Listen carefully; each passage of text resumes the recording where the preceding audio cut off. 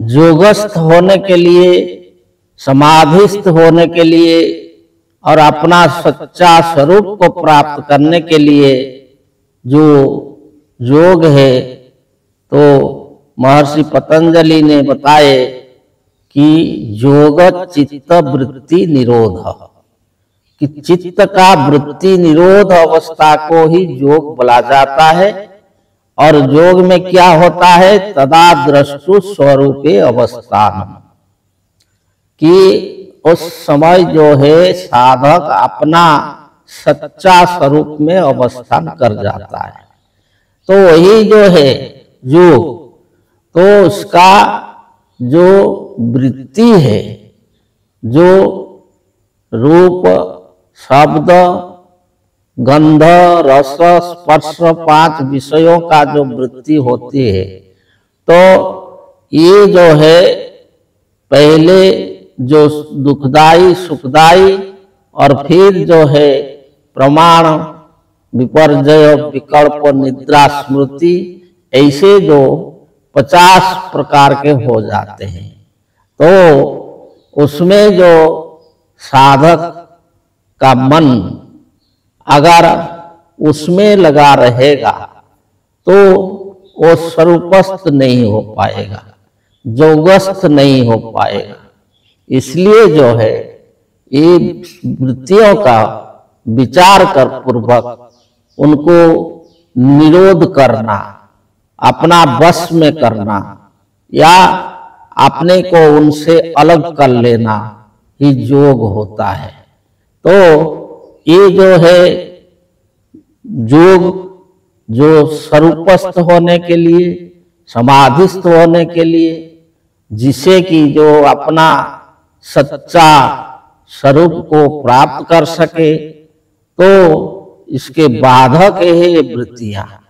परंतु जो साधक जो है समाधिस्थ होकर अपना स्वरूपस्थ होकर के वहां से जब लौटता है, तो वो अगर एक बार अपना स्वरूप को प्राप्त कर लिया, एक बार योगस्थ हो गया, तो वो फिर जो है ये वृत्तियों उनका बाधक नहीं होते हैं। और वो जो है ये वृत्ति को अपना बस में करके ये संसार में बहुत जो है कार्य कर सकता है। परंतु जो है ये वृत्ति को जानना और उनको जो है आपने आपके अपना बस में रखना पड़ता है।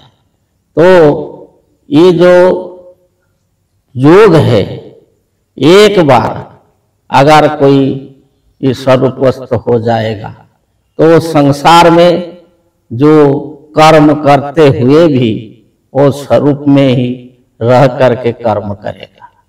ऐसा जो है पहले जो श्रीमद् भगवत गीता का व्याख्यान हो रहा था, तो उसमें भगवान ने भी अर्जुन को कहे थे कि योगस्थ कुरु कर्माणि संगं त्यक्त्वा धनंजय। जो सांख्य योग में भगवान ने कहे थे अर्जुन को कि ये अर्जुन जो है योगस्थ कुरु कर्माणि, तो योगस्थ होकर के कर्म करो।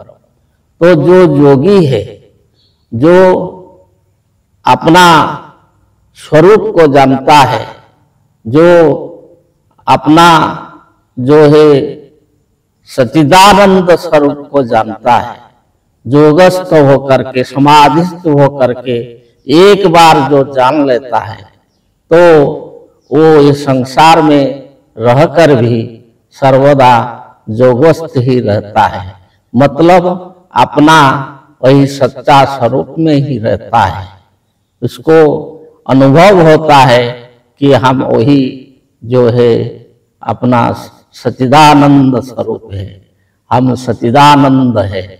ये जो अनुभव, ये भाव उनका बना रहता है और वही स्वरूप में रह करके इस संसार में कर्म करने से वो कर्म बंधन में नहीं पड़ता है और जो वृत्तियों को अपने बस में रखता है तो वो वृत्ति सारूप्य होकर भी ये वृत्तियों को लेकर संसार में कर्म करने से भी वो वृत्तियां जो है उनका बाधक नहीं होते हैं और वही वृत्ति के द्वारा वो जो अपना बस में किया हुआ वृत्तियों के द्वारा भी, वो वृत्ति का मतलब है जो इच्छा शक्ति, जो मनबल, उसके द्वारा ये संसार में बहुत कुछ काम कर सकता है और अपने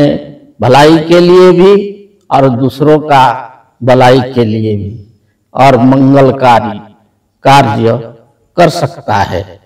तो ये जो है वृत्ति, जो प्रमाण, विपर्जयो, विकल्पो, निद्रा और स्मृति, ये सब वृत्तियों को जो अच्छा से विचार करके और उनको अपना बस में करके जो योगाभ्यास करेगा और जो अपना सच्चा स्वरूप को जानने के लिए ही योग करेगा और उसका मन में किसी भी प्रकार का विपर्जय ज्ञान नहीं रहेगा या विकल्प ज्ञान नहीं रहेगा, तो वो जो है अपना निर्मल स्वच्छ जो सच्चिदानंद स्वरूप को प्राप्त करके जो सच्चिदानंद रूप में ही ये संसार में कर्म करेगा। आगे बताएंगे। जय जी।